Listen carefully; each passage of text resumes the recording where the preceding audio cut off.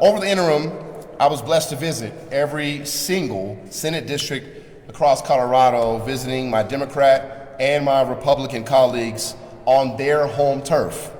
I heard from them and their constituents about their lives, their families, what they're worried about, and what's important to them. I'm entering this session grounded in these conversations. Colorado has long been a national leader on consumer protections, clean energy, civil rights, water policy, and so much more. And this session, we're ready to continue that leadership and stand up for what's right, no matter what obstacles are thrown in our way. The Colorado we're working towards is one where everyone has the chance to work hard and get ahead. High-quality health care is accessible to all without breaking the bank. Our K-12 students and educators have what they need to succeed. And every hard-working family can afford housing, health care, child care, and higher education. This is what we're working towards, an economy that works for everyone. Over the interim, I heard about one topic over and over again: healthcare. Colorado's spirit of innovation and entrepreneurship means that a lot of Coloradans get their health insurance coverage through the individual marketplace. Congress's refusal to extend the enhanced premium tax credits has led to skyrocketing insurance premiums. During the special session this past summer, we acted quickly to pass legislation to blunt these premium increases and stabilize Colorado's insurance market. And I'm so grateful to Senators Mullica and Judah, as well as Representatives Brown and Gilchrist, for their work on this important issue. It was critical work, but it was also a temporary fix. While only Congress can fix this problem entirely, we will do our best to protect Colorado families from these increases if Republicans in Congress fail to act. We'll consider all the options and are fortunate to have expert legislators leading this work. It's no secret that between budget constraints under Tabor and chaotic federal economic policies, we face another budget shortfall. Colorado's demographics are changing. Between an aging population and rising costs of providing healthcare services, our state's Medicaid budget has exploded over the years and is a major contributor to our ongoing budget challenges. Our focus remains on preserving funding for critical services Coloradans rely on. Medicaid is a lifeline that leads to better health outcomes and stronger communities. We take this challenge extremely seriously and will work hard to protect access to care for as many people as we can. Now, it's not going to be easy, but we are required to pass a balanced budget, and Democrats and Republicans will have to come together to protect the services our constituents need. I know that our caucuses are ready to roll up their sleeves and get to work to make life better for hardworking Coloradans. Now, I have the honor of passing the mic to the House Majority Leader, Monica Duran, for her perspective on this upcoming session. Thank you. Awesome. Thank you. Thank you. That was great. I have to say, it has been an honor to serve with my colleagues up here. President Coleman and I started in the House. I started in the House, you're already there, and you were a great mentor, so thank you for that. ML Rodriguez, Speaker McCluskey, this is our last in the House, but who knows what may be coming. You just never know. So with that, I'll get my glasses on here. I want to thank you all for being here today. The day before the start of the 2026 legislative session, and my very last in the State House. Not just in Colorado, but across the country, hardworking people are finding it harder and harder to afford rent, groceries, doctor bills, doctor visits, and just the bare necessities. I know what it's like to not have a stable place to live, to not know how you're going to put food on the table and provide for your family. And no Coloradan, and I'll say that again, no Coloradan should ever have to live this way and make those hard choices. Colorado Democrats have made major strides in 8 years in the legislature to make Colorado a more affordable place to live. Here's a few of them I'd like to mention. Cracking down on price gouging and junk fees to hold wealthy corporations accountable for excessive price hikes and improve price transparency for consumers. Taking a multifaceted approach to tackling the housing crisis by allowing ADUs, eliminating arbitrary occupancy limits, and supporting local communities that build housing near transit and job centers, while bolstering rent rights and combating unreasonable evictions. Enacting smart gun violence prevention legislation that is making our communities safer and saving lives.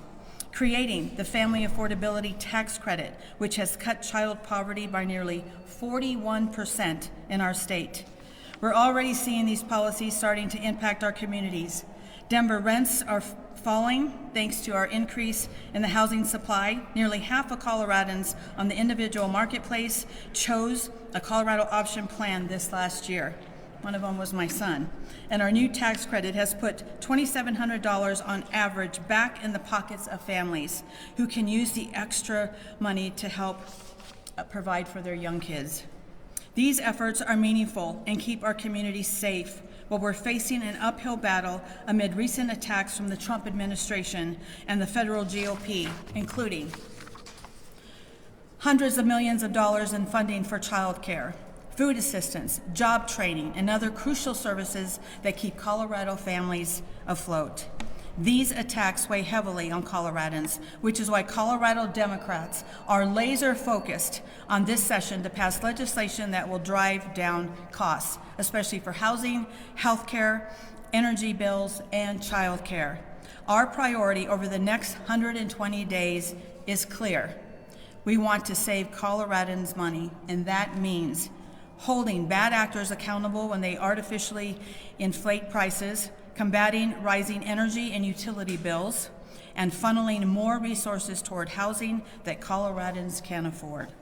Saving people money and building our economy where hardworking people and small businesses can thrive is essential to Colorado's success, which is why we're working to ensure our state remains a hub for business and innovation. Between increasing utility rates and federal GOP slashing clean energy tax credits, Coloradans are sick of rising energy costs. This session, we're investing in diverse forms of energy sources like solar, wind, and geothermal energy to make utility costs more affordable for renters, homeowners, and small businesses, and create good-paying jobs, especially in the rural parts of this state. Tackling these issues isn't going to be easy. But we're used to it not being easy, aren't we? I know that my colleagues on both sides of the aisle care deeply about their constituents and want to return to their districts every weekend with examples of what we're doing to alleviate these pressures.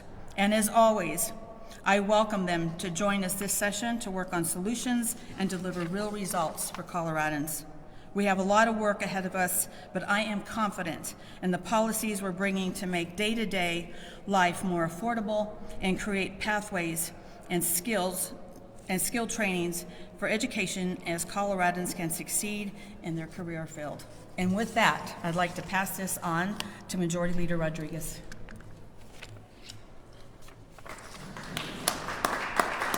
Good morning, everybody. It's good to be here. I'd like to echo thoughts of my colleagues here. Just as going into my last year, it's been an honor to serve. The Speaker, Majority Leader, and I all came in at the same time. My president came in a little earlier than us, and now gets a few more years after we leave to handle the rest of the business that we leave behind. I just want to thank you, Majority Leader Duran. As we enter this legislative session, we are not naive to the moment our state finds itself in. Trump's tariffs, budget bills, and targeted clawbacks of federal dollars continue to put billionaires and corporations first, leave working families, farmers, and ranchers, and the middle class behind, and threaten our state's core services that help us all thrive. The Trump administration has, in Colorado and across the nation, also made repeated threats to our civil rights and way of life. No matter what obstacles Washington throws our way, Colorado Democrats are ready to stand up against the Trump administration to defend our rights and freedoms. We will continue to protect science-based decision-making, rejecting misinformation in favor of an evidence-based, expert-approved public health agenda. We will protect our public lands, which are integral to our economy and way of life, from federal attempts to sell them off to the highest bidder. And most importantly, we will empower Colorado businesses, agricultural communities, and working class families with the tools and resources they need to survive and thrive in this moment. Hard to believe I'm in my last session in this building. There is so much I still want to accomplish in my last year, including solving the AI puzzle and once and for all. But seriously, I'm excited to continue to build on our progress and build a safer, healthier, and more affordable Colorado, even in the face of federal threats and difficult budget environments. I know that my colleagues are ready to meet the moment and govern responsibly to address the state's budget deficit. I'm so grateful to Senators Amabile and Bridges for their leadership on the JBC. They're already helping our caucus to have the hard conversations about this year's budget and the challenges we face, as they will continue to be our advocates on the JBC in the coming months. It won't be easy, but we will work hard to preserve funding for the critical services Colorados rely on, including public education, public safety, health care, while resisting efforts to dismantle these services. Colorados are counting on us to deliver these priorities. So the last time as Senate Majority Leader, I can't wait to get to work. And I want to thank you for your time this morning, and on that I will pass it over to the Speaker McCluskey. The Speaker McCluskey. Sorry. Oh shoot, sorry. Somehow my I was all fingers- impressed that I was stepping up, doing it off the cuff. Hello, everyone. Thank you all for being here. And you know what? This is my last almost opening press conference. Let's put you guys on the spot. Here. Smile. There, that feels about right. Thank you all for joining us. At least I got John Frank to laugh. Thank you all for joining us, for being a part of our enthusiasm, energy, and excitement when it comes to the second session of the 75th General Assembly. I want to emphasize many of the words you've heard from my colleagues. This is about making sure our economy equips hardworking people with the skills, the ability, the opportunities that they need in order to provide for themselves and their families. It is an honor to be a part of a legislative body that has been working for 7 years, heading into the 8th, on priorities that have to do with workforce and talent development, affordable housing, affordable health care, affordable child care. Those are the issues we hear about when we go home, when we hold a town hall, when we talk to our neighbors. On the housing front, I'm excited to say that we will be bringing forward legislation that will promote a unique tax increment financing mechanism using only state sales tax to be able to drive more affordable housing around transit-oriented development hubs. We'll be bringing forward the HOME Act, a piece of legislation that will help educational institutions and nonprofits build on land they currently own with more ease and efficiency to drive more affordable housing. We will be bringing forward additional bills that will make sure tax exemptions are going to those folks in those communities willing to step up and build affordable housing for the working families in our districts.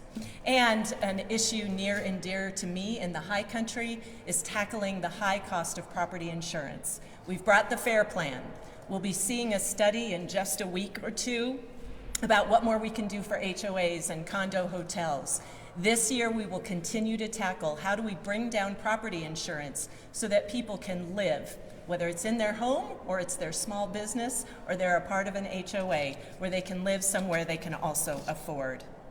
You know, the economy only works if our workers can find and keep a job that pays a living wage. One of my passion policies in this state is making sure that we properly isn't the right word, that we fund education the way that we should. And since 2019, we've put in $3 billion more into our K-12 public education system. This year, we're going to look at how do we continue to blur that space between K-12 and higher education? How do we make sure that the apprenticeship programs, the work-based learning programs, the dual enrollment, concurrent enrollment programs that we've put into place are serving folks by reimagining how state government can run with the Department of Higher Education, the Department of Labor and Employment, OEDIT, and others. This is a chance for us to reimagine how we can better serve Coloradans on their path to the dream job, the place they ultimately want to be for their family. It's my last year. It has been an honor to serve the people of my district, the honor to serve the Western Slope, an opportunity to be down here working with these great people and others and deliver on so many wonderful promises that we made just 7 years ago. It is going to be a powerful session. We will be standing up to Washington.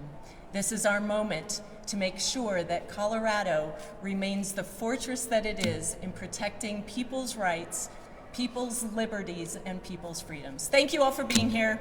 I get to MC the Q&A, so nothing too hard, only friendly. Ask away. Tell us what's on your mind.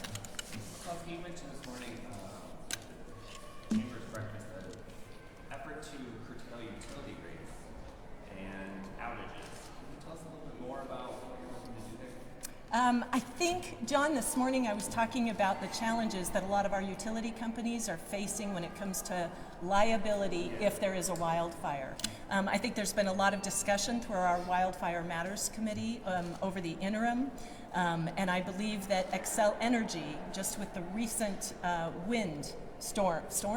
winds that we saw across the Front Range, there's been a lot of discussion about what the impacts could be if a utility company was ultimately held liable for a wildfire. So I think those discussions will continue this session. Have there been conversations about how the budget shortfalls have either tied your hands going into the session? Is there certain work that you don't feel like you're going to be able to accomplish this year because of the budget shortfall? Yeah, really good question. We were successful in cutting our budget by $1.2 billion last legislative session. The House Resolution 1, the GOP budget bill, was signed in Washington, and we faced another $1.2 billion impact to the current year budget. We came together during special session. We were able to decouple taxation with many of our business and industry partners in a way that allows them to benefit from those federal cuts, but protects Colorado's revenue streams. Unfortunately, we dipped into our piggy bank and we cut expenses. Now we face another $700 to $800 million shortfall, and none of this is easy. It is certainly challenging in our current fiscal structure to have to deal with these kinds of pressures when we know we have teachers not earning a living wage in the communities where they are, rural, suburban, or urban. It is hard when there are demands for better roads and improvements to bridges when we don't have the funding to be able to do that. I said this morning, I'll say it again, it is time that Colorado engage in a very real conversation about our fiscal constraints, what Tabor does well and what Tabor does not do well, and we have got to find a way to provide for all of the services and programs that people in the state demand and hope for. Thank you. Do you think those Tabor I talked too long. happen inside of the building, or is that an outside? I certainly hope that they are led by people in this building and partners outside. When we talk about any type of modernization to a 30-year-old law, we can't do it alone. We need to do it with partners everywhere. Sean? I couldn't answer that today, but I will tell you it is everything that we do right now about modernizing the fiscal structure is critically important given the challenges we're facing with our budget. We can't ignore it. Robert? Two quick questions, if I may. Well, going off that, do you see the lawsuit measure coming back in any form, or some other legislative action on Tabor this session? I was actually thinking that you were going against, talking about all the lawsuits we're filing against President Trump and all of the money that is not coming here that should be. Yes, I hope those keep going, and I hope the money starts flowing. Unpredictable, Robert. I'm not, I want to be really clear. I think Colorado voters appreciate that they can vote yes or no on any sort of proposed tax increase. There are things about Tabor that voters love, but I think voters also want a top-notch public education system. They want to make sure that college is affordable for the young people that are coming into our workforce. They want to see adequate roads and bridges and see those maintained in their communities. And our safety net, critical to making sure that vulnerable Coloradans are taken care of in the hardest of times. People want that too. We can have all those things. We just have to talk about how we pay for them. And then a question actually about the Trump administration. So you said that the session's going to be about standing with Washington. Are there any things that you feel like you learned from last session on the Trump administration that kind of maybe affect your strategy or how you respond this time around? Like, you know, within weeks of starting session last year, you were hit by the federal funding freeze that, you know, kind of came out of nowhere. That scrambled things. Like, are there any lessons you took from that, or even with what you saw during the interim that you think are going to like influence how you respond this time? Let me offer, I'm hogging the mic. I should let my colleagues speak here as well. Robert, it's a really good question. I think what we have learned and know right now is there is a wanton carelessness for the hardworking people of our state. When you look at as an example, the $300 million freeze on SNAP and TANF funding, it makes literally no sense to me. And I don't know. I am proud to be a Coloradan, proud to be an American. I want a democracy that works for everyone, because when it works for everyone, all boats rise, right? It's a chance for all of us to do better. I'm going to turn it over to the president, who's going to offer something. Yeah, no, just really quick. No, that's fine, Madam Speaker. They got me for 2 more years after this. We got to hear from you. Listen, I just want to say this. What we do in this building will not be defined off of a federal administration. We define what we do with information based off of what's best for the people of the state of Colorado. We did work with fear that there would be federal backlash. And in the end, regardless of what we did, we still see there's federal backlash. And I'll be clear, this isn't just in Colorado. We're blessed to work with majority leaders and speakers and presidents from across the country in red states who have been damaged as well economically by this federal administration. Now, they may not come out on the microphone to say that, but we can. And it's honest that the things that we do, regardless of what happens from the federal administration, have to be about the business of the state of Colorado. And I'll just say, this isn't new. You know, our state was founded, as we celebrate 150 and 250, our state was founded in part by the only stained glass portrait in the House of Representatives, a black man who said, this state will not become a state from a territory unless you can guarantee voting rights, unless you can guarantee this state won't be a slave state. And those are things pushing the back against the federal administration then, and we will push back against this federal administration now. We're not going to be reckless. We're going to be strategic and tactical. We're going to be listening to our community, our constituents, to the folks who are here in the lobby and the folks who come and do the work here with us, to all of you. You also, even if you're pressed, you still live here. And if you have ideas about what we should be doing, we need to be hearing from you. But that information and what we do is not going to be dictated off of what's happening in Washington.